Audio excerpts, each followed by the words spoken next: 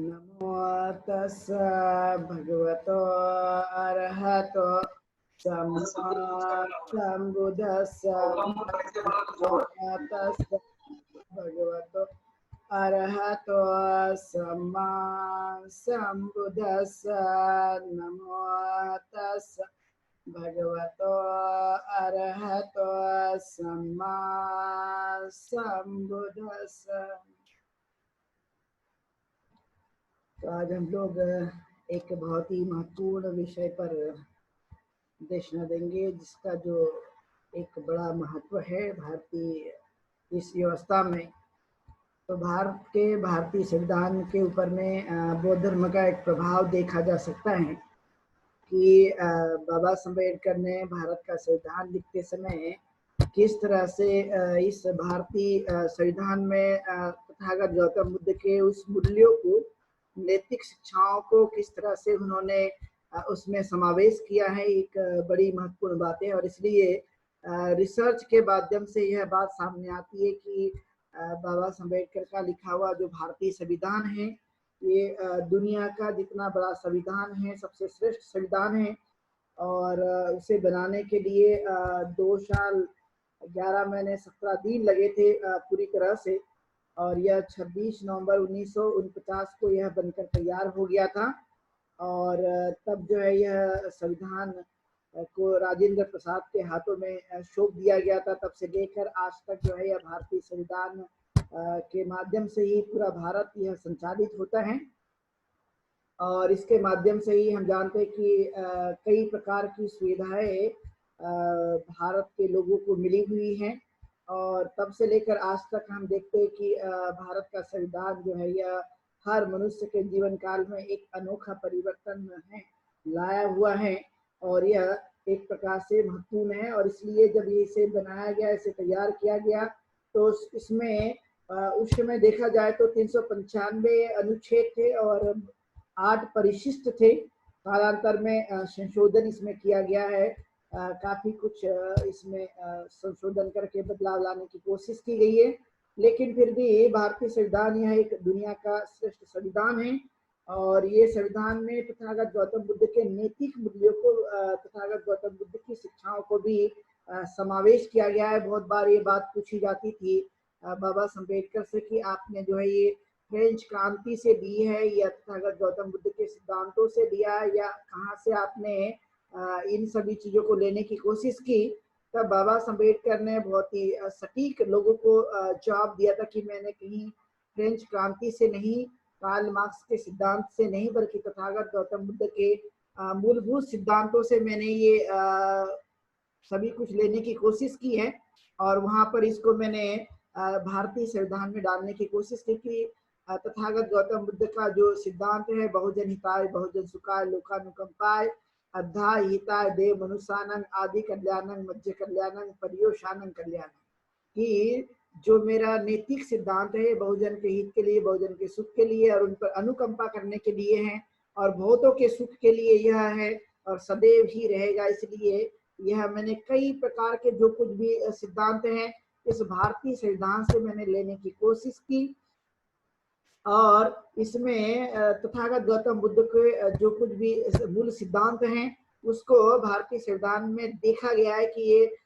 जो सिद्धांत है ये तथागत गौतम बुद्ध की मूल शिक्षाओं से लिया गया है। और उसी के आधार पर लोग जो है अपने जीवन को जीने की कोशिश करते हैं। इसलिए यह बहुत ही महत्वपूर्ण संविधान है। और इसलिए आपने देखा होगा कि बाबा साहब अम्बेडकर ने 26 नवंबर 1949 को एक बहुत ही महत्वपूर्ण बात कही थी। वो बातें हमें सदैव ही जो है याद रखने की कोशिश करना चाहिए, जो आज के समय के लिए भी बहुत ही रिलेवेंट हैं, प्रासंगिक हैं और जानने और समझने के योग्य कि उन्होंने किस तरह से बहुत सारी बातों में से जो मूलतः बातों को निकाला गया है, उसमें ये बात उन्होंने कही थी कि मैं संविधान के गुण और अवगुण को नहीं जानता हूँ। यदि संविधान को अमल में लाने वाले लोग ही गलत होंगे तो कोई संविधान कितना भी अच्छा हो लेकिन वह खोटे सिक्के की तरह ही होगा। इसी प्रकार संविधान को अमल में लाने वाले लोग अच्छे हो तो कोई भी संविधान कितना भी खराब हो वह उपयोगी सिद्ध होगा। संविधान के स्वरूप पर ही संविधान का अमल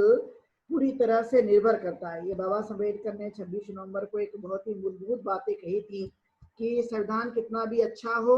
यदि चलाने वाले लोग यदि अच्छे नहीं होंगे तो वह एक प्रकार से खोटे सिक्के की तरह होगा। लेकिन यदि चलाने वाले लोग यदि अच्छे होंगे तो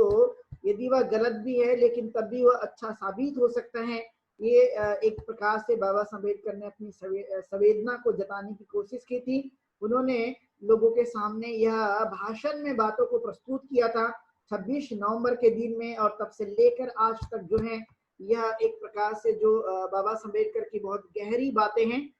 यह एक प्रकार से हमारे लिए रिलेवेंट है, प्रासंगिक है कि उन्होंने बहुत ही जानकर समझकर इस बातों को कहने की कोशिश की। और तब से लेकर आज तक आप जानते हैं कि भारत के संविधान को किस तरह से तोड़ मरोड़ करके इसे करने की कोशिश की है। तो उसमें देखा जाए तो जो तथागत गौतम बुद्ध का जो मूलभूत सिद्धांत है, जो 5 स्तंभों पर आधारित है, जिसमें समता, स्वतंत्रता, बंधुत्व और न्याय है, ये तथागत गौतम बुद्ध की मूल शिक्षाओं में शामिल है। और इसलिए उन्होंने कहा था कि मेरा जो धर्म है ये समुद्र की तरह है, और इसमें अनेक नदी नाले जब मिल जाते हैं तो वह अपना अस्तित्व खो देते हैं, कहीं किसी भी जाति का हो, किसी भी जगह का मानने वाला व्यक्ति हो, लेकिन जब ये धर्म में शामिल हो जाता है तो अपना स्वयं का अस्तित्व खो देता है। तो उसी तरह से भारतीय संविधान में भी ये 4 तत्वों का समावेश किया गया है। जैसे कि हम जानते हैं कि समता, स्वतंत्रता, बंधुत्व और न्याय, यह मूल तौर पे यह लिया गया है। और देखा जाए तो तथागत गौतम बुद्ध ने जो भिक्षु संघ की संकल्पना है उसके आधार पर जो है इसे बनाने की कोशिश की है, क्योंकि भिक्षु संघ का जो एक प्रकार से नियमावली है या उनकी जीवन शैली है जो एक महत्वपूर्ण है। और इसलिए आप लोगों ने देखा हो कि इसमें संघ की संकल्पना को रखा गया है, यानी संघ जो है एक महत्वपूर्ण है। और इसलिए आपने देखा होगा बहुत बार कि भारतीय संविधान में संघ शब्द का बहुत बार इस्तेमाल किया जाता है, राज्य से संबंधित एक व्यवस्था चलाने के लिए यहाँ पर रखा गया है। तो आप जानते हैं कि धर्म में जो है सील है, सदाचार है, अनुशासन है, प्रजातंत्र है और संघ नीति है, यह सभी कुछ मौजूद है। और सभी के प्रति समान भावना की बातें भी कही गई है, सार्वजनिक स्थानों का सम्मान करने की बातें कही है, सभी जीवों के प्रति उनकी देखरेख और उनकी रक्षा करने की बातों को भी जोर दिया गया है। किसी भी प्रकार की किसी भी आदमी की हिंसा ना हो, इसको चाहे वह छोटा हो या बड़ा हो, कोई भी इंसान हो, सभी लोगों के प्रति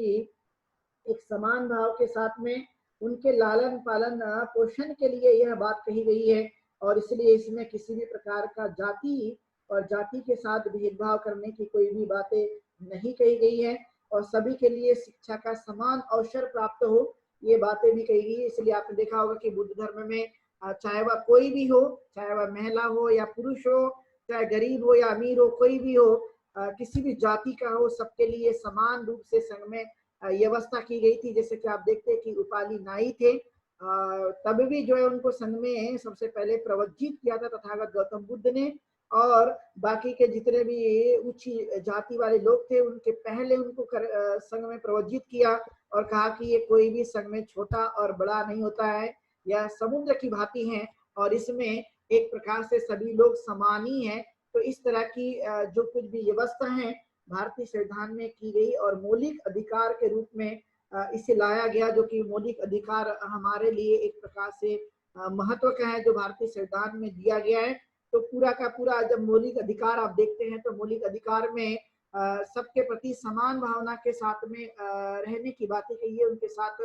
यदि वो भारत का नागरिक है तो उसके साथ में समान रूप से व्यवहार करने पर जोर देने की बातें कही है। और तथागत गौतम बुद्ध ने भी इस सिद्धांत को भली भांति इसका प्रचार और प्रसार किया और उसे अपने जीवन काल में और संघ के जीवन काल में उतारने के लिए बहुत ही अच्छी तरह से जोर दिया था, जिसे हम सभ्य सत्ता सुखी होने की संकल्पना कहते हैं। कि उन्होंने सबके प्रति समान भाव रखते हुए सभी सुखी बन सके, यानी संसार में रहने वाला कोई भी आदमी दुखी ना हो, सब सुखी बन सके, इस भावना को उन्होंने लिया था। तो आप देखते हैं कि भारतीय संविधान भी ऐसा ही है जिसमें सबके प्रति सुख की भावनाओं को व्यक्त किया गया है। और इसलिए भारतीय संविधान लागू होने के बाद आप देखते होंगे कि वह सबके प्रति समान रूप से समान व्यवहार करने की बातों को जोर देता है। और इसलिए यह एक प्रकार से मानवतावादी है, कल्याणकारी है और यह श्रेष्ठ है। ये इसकी खास विशेषता है और इसलिए यह एक महत्वपूर्ण बात कही जाती है। और इसलिए महत्वपूर्ण बातें हैं कि संघ जो है वह संघ एक प्रकार से लोकसभा के समान था। जो भिक्षु संघ है वह एक प्रकार से, जिस तरह से आपने देखा होगा, जिस तरह से भारत के अंदर में लोकसभा में जिस तरह से कार्यवाही को संचालित किया जाता है, उस तरह से संघ में भी यह कार्रवाई को संचालित किया जाता है कि भिक्षु संघ जब वहां उपस्थित होता है तो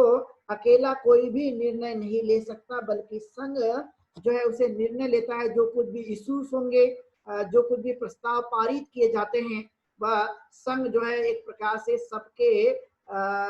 मिलजुल कर सबके विचार के आधार पर उसे संपन्न करने की कोशिश की जाती है। जैसे कि लोकसभा में भी आपने देखा होगा कि वहां पर भी किसी भी मुद्दों को या किसी भी चीजों को पारित करने के लिए जब तक बहुमत हासिल ना हो तब तक नहीं किया जाता। तो वही एक प्रकार से नियम और शर्तें की बातें कही गई है, जो कि संघ में भी इस तरह की बातों को लिया गया। और इसलिए तथागत गौतम बुद्ध के इस मूलभूत सिद्धांत जो भिक्षु संघ के लिए बनाए गए थे, तो बाबा साहब अम्बेडकर ने भी इस बात को कहा है कि मैंने जो कुछ भी प्रजातंत्र का सिद्धांत है या देश में लोकसभा की नीतियों को यदि मैंने भारतीय संविधान में लाने की कोशिश की है, तो यह मैंने भिक्षु संघ के नियम के आधार पर उसे लेने की कोशिश की है, जो कि भारतीय संविधान में उसका मैंने समावेश किया है। और इसलिए यह लोकतांत्रिक व्यवस्था जो है, यह भिक्षु संघ की भारतीय संविधान में जो लोकतांत्रिक व्यवस्था रखी गई है, वह संघ की व्यवस्था को ही इसमें डाल दिया गया है। और संघ जिस तरह से अपनी कार्यवाही को गति देते थे, और आज वर्तमान में भी संघ जहां जहां भी है उस तरह की संघ के माध्यम से जो कुछ कोशिश की जाती है प्रजातांत्रिक व्यवस्था को इम्प्लीमेंट करने के लिए, उसी तरह से यह भारत की जो लोकतांत्रिक व्यवस्था है वह भी इसी तरह की है। यानी हम कह सकते हैं कि यह एक प्रकार से भिक्षु संघ के नियम के आधार पर ली गई है। यह एक प्रकार से रिसर्च किया गया और उसमें इस बातों की जांच और पड़ताल की गई कि क्या सही में यह तत्व जो है उस काल में भिक्षु संघ के नियमावली में जो विनय पिटक दिया गया है, उस विनय पिटक में यह है या नहीं है। तो पाया गया कि विनय पिटक में इन बातों का उल्लेख है और उसी आधार पर देश की हमारी जो लोकसभा है या लोकतांत्रिक व्यवस्था है, वह एक प्रकार से विनय पिटक में जो भिक्षु संघ के विनय दिए गए हैं, जो अनुशासन दिए गए हैं, उसके आधार पर ही इस व्यवस्था को बनाया गया है, जो कि मानवता की रक्षा करने के लिए यह एक प्रकार से सदैव ही तैयार रहता है। और उसी तरह से भिक्षु संघ की जो व्यवस्था थी वह भी एक लोकतांत्रिक व्यवस्था थी। और उस लोकतांत्रिक व्यवस्था ने भी आपने देखा होगा कि पूरे विश्व में लोगों की उन्होंने मदद की है। तो उसी तरह से भारतीय संविधान भी हमारी मदद करता है, हमारे जीवन को बनाए रखने के लिए, सुरक्षित रखने के लिए पूरी तरह से वह अनुशासन पर टिक कर जो है उस व्यक्ति के, प्रत्येक आदमी की वह रक्षा करने की कोशिश करता है। और इसलिए यह बात कही जाती है कि सामाजिक लोकतंत्र के बिना राजनीतिक लोकतंत्र मजबूत नहीं हो सकता। ये महत्वपूर्ण बातें कही है और यह तथागत गौतम बुद्ध ने भी इस पर बहुत जोर देने की कोशिश की थी कि सामाजिक एकता का होना उतना ही जरूरी है, सामाजिक मजबूती का होना बहुत जरूरी है, सामाजिक लोकतंत्र का होना जरूरी है। और उसी के आधार पर एक प्रकार से राजनीतिक लोकतंत्र जो है वह बना रहता है और वह मजबूत भी होता है। और इसलिए आपने देखा हो कि बाबा साहब अम्बेडकर ने भारतीय संविधान के इस प्रस्तावना में प्रेम्बल में ये बातों को उन्होंने उल्लेखित किया है कि हम भारत के लोग, हम सबसे पहले उन्होंने जो शुरुआत की है कि हम भारत के लोग हैं, we are people of India, जो उन्होंने इस पर फोकस करने की कोशिश की। तो हम जो शब्द हैं एक प्रकार से वह अपनी एक उस व्यापकता को प्रदर्शित करने की कोशिश करता है जो तथागत गौतम बुद्ध ने एक प्रकार से मानव के कल्याण के लिए यह बातों पर जोर देने की कोशिश की थी। तो यह एक प्रस्तावना के रूप में जब हम इसे देखते हैं तो इसमें हमें बहुत ही व्यापक और मानवतावादी दृष्टिकोण हमें दिखाई देता है, जो तथागत गौतम बुद्ध की शिक्षाओं में शामिल है। और वहां पर मानवता का विशेष ध्यान रखा जाता है कि कोई भी मानव हो, लेकिन वे सभी के सभी सुख पूर्वक और आनंद के साथ अपने जीवन को जी सके। इसका पूरा पूरा ख्याल रखा गया है। तो भारतीय संविधान में भी इस बातों का पूरा पूरा ख्याल रखा गया है और इसलिए इसकी शुरुआत हम भारत के लोग से ही प्रारंभ हो जाती है और उसमें दिया गया कि हम सब भारत के लोग जो हैं वह एक प्रकार से बंधु है, एक प्रकार से भाई और बहन है। इस पर जोर देने की कोशिश की जो तथागत गौतम बुद्ध ने भी स्वयं इस बातों को जोर देने की कोशिश की है कि हम सब लोग एक हैं। हम सभी प्राणी मात्र पर दया करने की कोशिश करना, प्राणी मात्र पर प्रेम और मैत्री भाव को सदैव ही बनाए रखने की कोशिश करना और इसलिए उन्होंने किसी भी प्रकार की हिंसा ना हो इस पर जोर देने की बात कही है। और इसलिए आपने देखा होगा कि जो पंचशील है,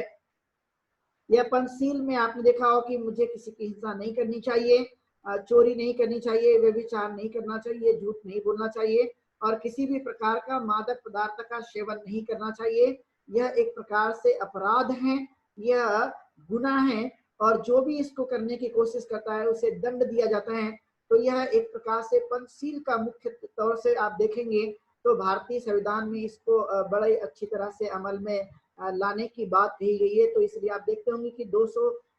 302 की जो अनुच्छेद है, 2 धाराएं हैं, यदि कोई भी आदमी गलत करता है, हिंसा करता है, मर्डर करता है तो आपने देखा होगा उसको अपराध के रूप में घोषित किया जाता है और उसे दंड भी दिया जाता है। उसी तरह से व्यभिचार होने पर भी कोई भी आदमी किसी के साथ गलत करने की कोशिश करता है तो उसे एक प्रकार से 376 की धारा लगाकर उसे अपराध के रूप में दंडित करने की कोशिश की जाती है। और देश में उसी तरह से चोरी करने पर भी आपने ये देखा होगा कि उसे भी एक प्रकार से दंडित किया जाता है। तो ऐसी अनेक धाराओं का आप जब एक प्रकार से अध्ययन करेंगे तो आप पाएंगे कि भारतीय संविधान में उन सभी चीजों को जो तथागत गौतम बुद्ध के मूल सिद्धांतों में रखा गया है, उन्हीं सभी चीजों के आधार पर भारतीय संविधान में यह तत्व का समावेश किया गया है जो हमें वर्तमान में भी देखने को मिलता है। और इसलिए मौलिक अधिकार जो है वो हमारे लिए बहुत ही श्रेष्ठ हैं। इस बात को लेकर के कि आपने देखा होगा कि तथागत गौतम बुद्ध ने अपने धर्म का जो आधार रखा था वो समता, स्वतंत्रता, बंधुता और न्याय के ऊपर ही आधारित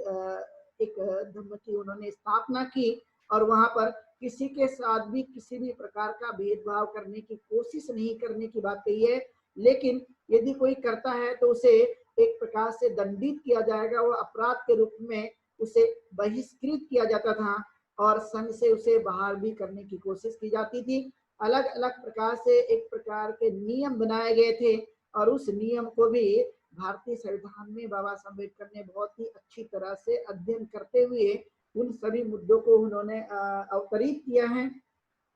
भारतीय संविधान में प्रस्ताव पारित करके जो कुछ भी डिबेट होता था और उस डिबेट के माध्यम से उन्होंने जो समिति थी संविधान सभा की, सारे मेंबर्स जो है उसे पारित कर देते थे। तो इस तरह का एक बहुत ही महत्वपूर्ण सिद्धांत जो है इसमें रखा गया है। तो हम देखते हैं कि अनुच्छेद जो 14 है उस 14 अनुच्छेद में समानता का व्यवहार करने की बातें कही गई है जो कि तथागत गौतम बुद्ध के सिद्धांतों में प्रथम यह स्थान के रूप में दिया जाता है। तो कि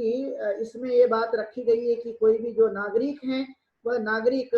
सभी के प्रति जो है समान भावना व्यक्त करेगा और धर्म, जाति, लिंग आदि के आधार पर किसी के साथ भी भेदभाव नहीं किया जा सकता है।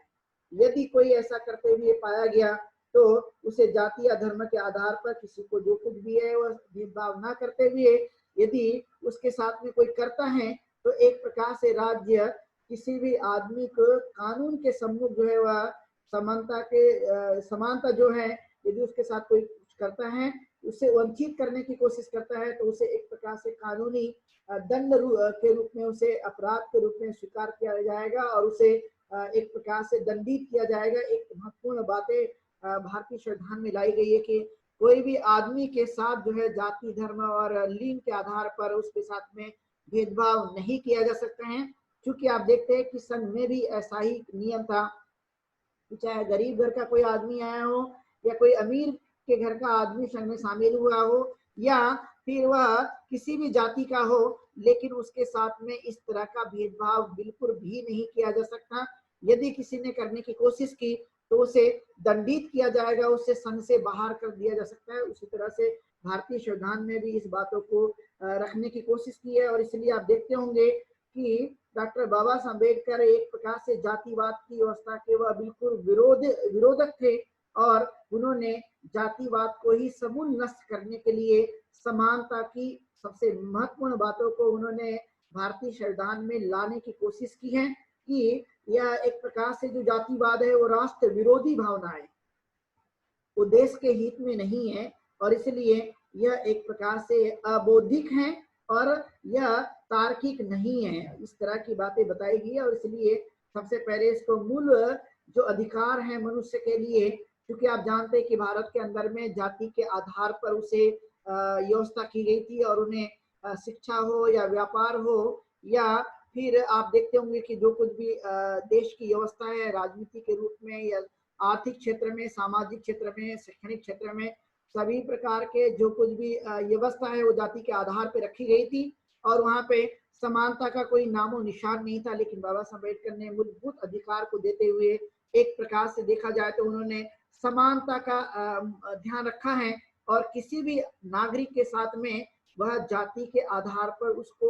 भेदभाव नहीं किया जा सकता, लिंग के आधार पर उसके साथ में भेदभाव नहीं किया जा सकता, क्योंकि वो भारत का नागरिक है, वह भी एक जीव है और इसलिए उसके साथ में समानता का व्यवहार करने पर ही भारतीय संविधान ने जोर देने की कोशिश की है। जिस तरह से तथागत गौतम बुद्ध ने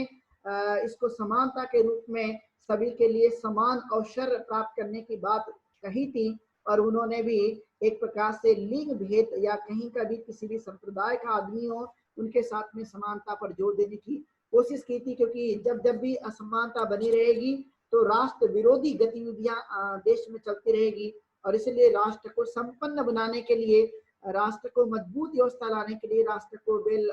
फेयर की जो कुछ भी संभावना है उसको तलाशने के लिए समानता एक प्रकार से मूल रूप का काम करती है और इसलिए तथागत गौतम बुद्ध के इस सिद्धांत को बाबा साहब अम्बेडकर ने भारतीय संविधान में सबसे पहला स्थान दिया कि सभी नागरिकों के प्रति समानता का व्यवहार करने की कोशिश की गई है, जो कि बहुत ही जरूरी है।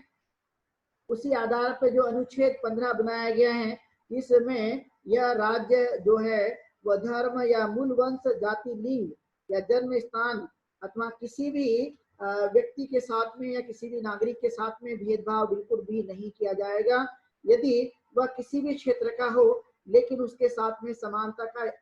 व्यवहार किया जाएगा, समान रूप से उसको योग्यता के आधार पर एक अवसर है। जैसे कि आपने देखा हो कि दुकानें हैं या सार्वजनिक भोजनालय है या होटल है या सार्वजनिक मनोरंजन के स्थान है, वहां पर प्रवेश के लिए किसी भी प्रकार के भेदभाव नहीं किया जाएगा, चाहे वह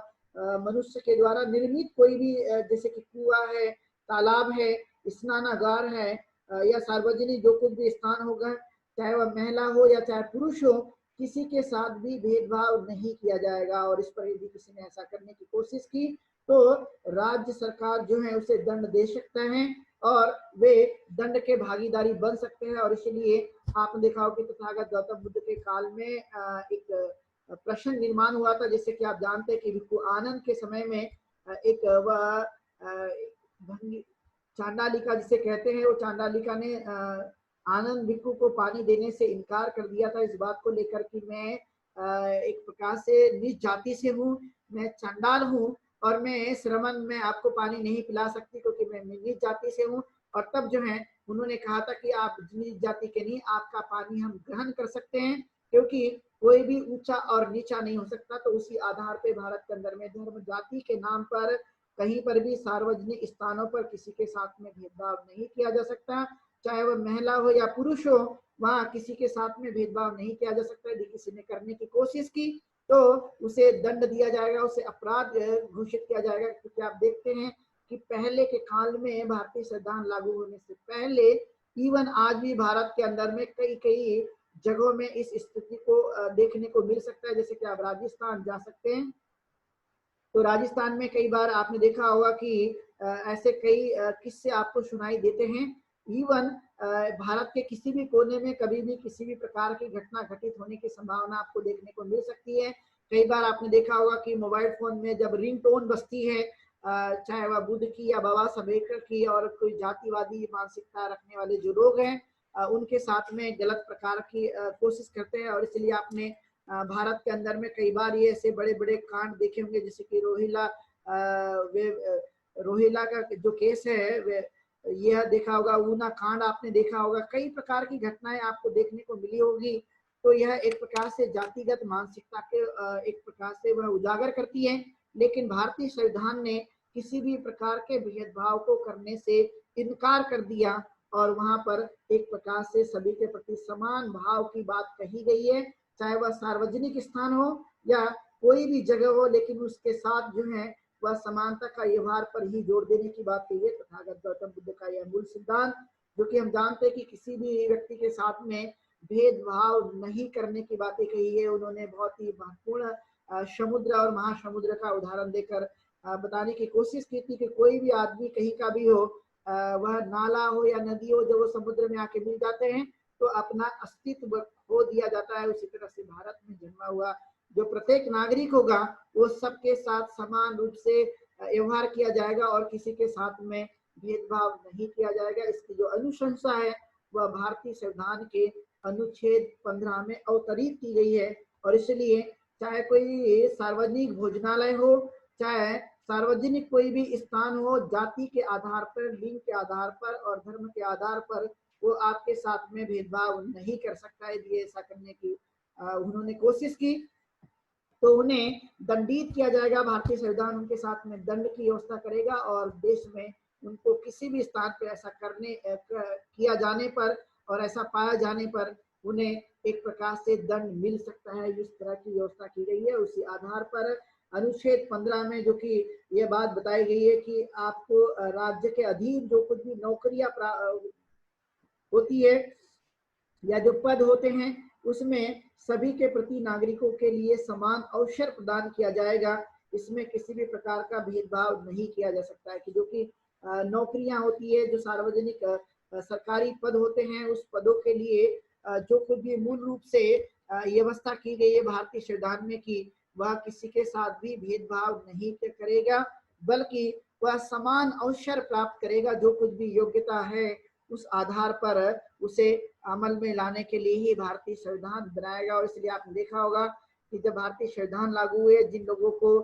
रोजगारों से, जिन लोगों को नौकरियों से वंचित रखा गया था इस जातिगत भावना के आधार पर, और जब भारतीय संविधान बनाया गया तो भारतीय संविधान बनाने के बाद में हम देखते हैं कि उनके साथ में समान रूप से एक प्रकार से व्यवस्था की गई और उनके साथ में वह किसी भी प्रकार का भेदभाव नहीं किया जाएगा, यह हम देखते हैं। और इसलिए गरीब से गरीब आदमी ने भी आपने देखा हो कि राज्य के सरकारी पदों पर उसने अपना स्थान प्राप्त किया, क्योंकि भारतीय संविधान ने इस तरह की जो व्यवस्था है वह नागरिक के लिए प्रदान की, जो कि बहुत ही महत्वपूर्ण मानी जाती है। पहले इस तरह की व्यवस्था नहीं थी, क्योंकि भारत के अंदर में भारतीय संविधान नहीं बल्कि वह मनुस्मृति का कानून चलता था और उसने एक प्रकार से सभी के लिए समान अवसर प्रदान नहीं किया था। लेकिन भारतीय संविधान ने एक प्रकार से सभी के लिए समान अवसर प्रदान किया है और यह नीति तत्व जो है वो भारतीय संविधान में तथागत गौतम बुद्ध के इस मूल सिद्धांतों से बाबा साहब अम्बेडकर ने लाने की कोशिश की है। इसलिए हमें यह बातों को अच्छी तरह से समझना होगा, जो कि बहुत ही जरूरी है। और फिर अनुच्छेद 17 में कि अनुच्छेद 17 में अस्पृश्यता का जो कुछ भी बात कही गई थी कि पहले लोग जो है वह एक प्रकार से अस्पृश्यता के नाम पर लोगों को सताया जाता था, लोगों के साथ में गलत व्यवहार करने की कोशिश की जाती थी। लेकिन भारतीय संविधान के अनुच्छेद 17 में यह अस्पृश्यता का अंत कर दिया गया, जिसे हम छुआछूत के नाम से भी जानते हैं कि हम इंसान हैं, नागरिक हैं और नागरिक होने के नाते वह किसी भी धर्म का हो, जाति का हो, किसी भी जगह का रहने वाला हो, लेकिन उसके साथ में अस्पृश्यता का व्यवहार नहीं किया जाएगा। लेकिन यदि किसी ने करने की कोशिश की तो उसे जो है दंडित किया जाएगा। इस तरह की मूलभूत बातों को रखा गया है। और इसलिए आपने देखा होगा भारत के अंदर में पहले इस बात को बड़े जोरों के साथ में इसका पालन किया जाता था, लेकिन जैसे भारतीय संविधान बन गया उसके बाद में लोगों ने इसका अध्ययन किया और अध्ययन करने के बाद जैसे जैसे जागृति आई तो यह संविधान ने मौलिक अधिकार के रूप में इसे एक प्रकार से लोगों के समान रूप से व्यवहार करने की कोशिश की है। और कोई भी आदमी यदि इसको अमल में लाता है और उसके साथ गलत अस्पृश्यता का व्यवहार करने की कोशिश किया जाती है तो एक प्रकार से देखा जाए तो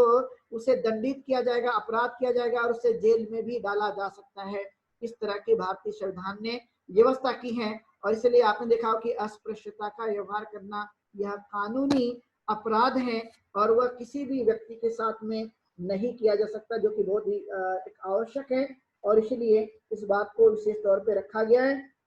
तो जैसे कि आपने देखा कि किसी सार्वजनिक जो पूजा स्थल है या जो भी सार्वजनिक जैसे कि तालाब है, होटल है, भोजनालय है, धर्मशालाएं है, अस्पताल है, छात्रावास है आदि स्थानों को उपयोग करते समय कोई भी आपके साथ में अस्पृश्यता का व्यवहार नहीं किया करेगा, लेकिन यदि कोई करता है तो वह एक प्रकार से दंडित होगा। और इसलिए आपको यह देश के अंदर में इस तरह के हालात दिखाई देते, लेकिन जातिगत मानसिकता रखने वाले जो लोग हैं वो आज भी यह अस्पृश्यता का व्यवहार करने पर जोर देते। इसलिए आपने देखा हो कि इस कानूनी और संवैधानिक व्यवस्था के समय में भी जिस प्रथम पदों पे जो कि राष्ट्रपति बैठे हुए हैं, लेकिन वह जाति से वह नीच के रूप में लोगों ने उसको समझा, शेड्यूल कास्ट के व्यक्ति के रूप में समझा। और इसलिए जब वो मंदिर में प्रवेश करने के लिए गए तो मंदिर में प्रवेश करने के समय में उन्हें अंदर नहीं जाने दिया गया। ये सबसे बड़ी दुर्भाग्य की बात थी भारत के लिए, क्योंकि लोग जो है अभी भी वह अपनी मर्जी से इस तरह के व्यवहार को करने की कोशिश करते हैं। लेकिन अनुच्छेद 17 के अनुसार यदि देखा जाए तो वह एक कानूनी अपराध के रूप में उन्होंने काम किया था कि राष्ट्रपति को भी उन्होंने सार्वजनिक स्थान पर उन्होंने रोक दिया था। यह एक प्रकार से कानूनी अपराध है और वह दंड के भागीदारी बननी चाहिए थी। लेकिन बाबा साहब अम्बेडकर की जो पहली बातें हैं जो उन्होंने 26 नवंबर को अपने भाषण में कही थी कि यदि संविधान कितना भी अच्छा हो लेकिन चलाने वाले लोग यदि अच्छे नहीं होंगे तो अच्छा संविधान भी गलत साबित हो सकता है। और यह बातें हमें एक चरित्रार्थ के रूप में उतरते हुए नजर आती है इन सब पहलुओं को देखते हुए। लेकिन भारतीय संविधान सबके प्रति समान भावना की बातों को उजागर करता है और यह एक प्रकार से महत्वपूर्ण यह मूलभूत अधिकार है जो मानव की रक्षा के लिए है कि हम अपने इस मूलभूत अधिकारों का उपयोग करते हुए हम सुखपूर्वक और आनंद के साथ में जीवन को जीने की कोशिश कर सकते हैं। इसलिए आपने देखा हो कि 1950 के बाद एक बेहद परिवर्तन इस भारतीय संविधान की वजह से हमें देखने को मिलता है, जो कि हमारे लिए यह एक अच्छी बात है, अच्छे संकेत है जो हम अपने जीवन काल में इसे उतारा जा सकता है।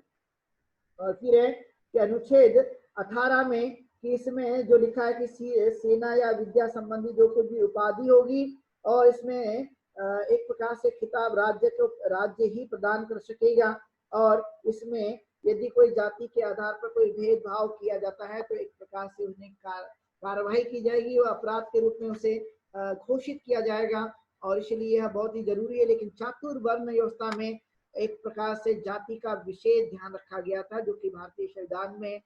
इस तरह का कोई भी भेदभाव के लिए कोई जगह नहीं दी गई है और उसमें समान रूप से जो है वह एक अवसर प्रदान किया गया। लेकिन यदि कोई घिनौनी हरकत करता है तो वो घिनौनी हरकत करने के बाद में एक प्रकार से वो दंडित होगा और उन्हें सजा का पात्र बनने की कोशिश की जाएगी, उसे सजा मिल सकती है और इसलिए वह साबित होने पर दंडित किया जाता है। आपने कई उदाहरण भारत के अंदर में देखे होंगे। यह मूल अधिकार जो है व्यक्ति के इंसान के जीवन के लिए एक रीढ़ की हड्डी की तरह काम करती है कि यह हमारे जीवन को बदलने के लिए बहुत ही सुखमय व्यवस्था लाने के लिए मददगार साबित होती है। उसी आधार पर देखा गया कि अनुच्छेद 19 में स्वतंत्रता का अधिकार दिया गया है कि यह एक